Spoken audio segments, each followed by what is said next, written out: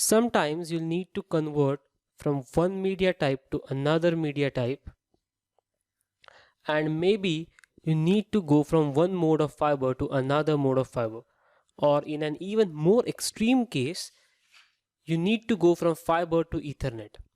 Now, if you're faced with situations like these, you'll need to be familiar with some of the most common media converters.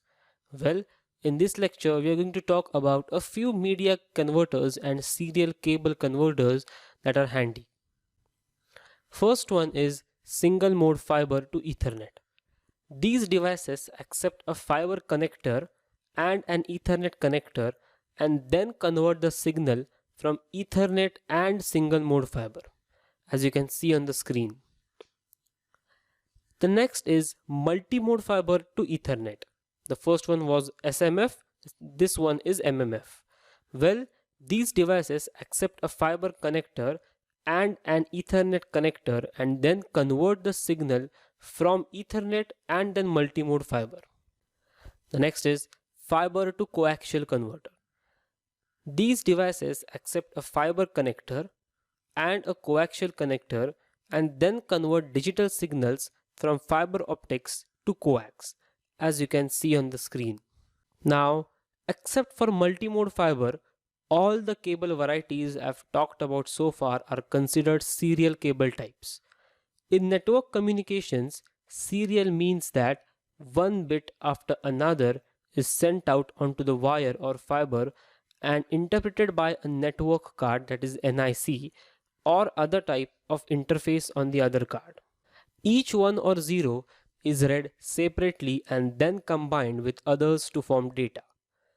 This is very different from parallel communication where bits are sent in groups and have to be read together to make sense of the message they represent.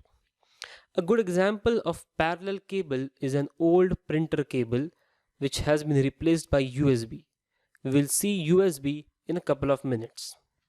This is RS32. RS stands for Recommended Standard 232. Well, Recommended Standard 232 was a cable standard commonly used for serial data signals connecting the DTE and the DCE, as we have seen in previous lectures, and the figure on the screen shows an example of one of the many types of RS-232 cables.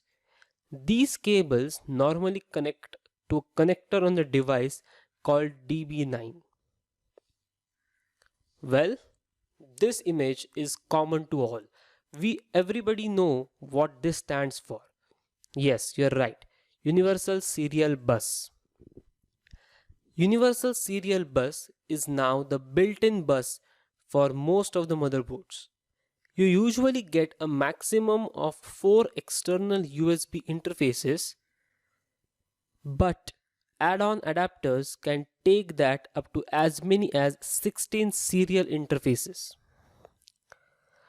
USB can actually connect a maximum of 127 external devices, and it's a much more flexible peripheral bus than either of the serial or parallel bus. We use USB to connect to printers, scanners, and nowadays even our mobile phones. When connecting USB peripherals, you have got to connect them either directly to one of the USB ports on your PC or to a USB hub that is connected to one of the USB ports. Now, hubs can be chained together to provide multiple USB connections, but even though you can connect up to 127 devices, it's really not practical to go there. Each device has a USB plug as shown on the screen. In the next lecture, we will talk about the cable properties, in which I will be covering about transmission speed, distance, and duplex mode, and then we will see the different wiring standards which are required for various certifications exams.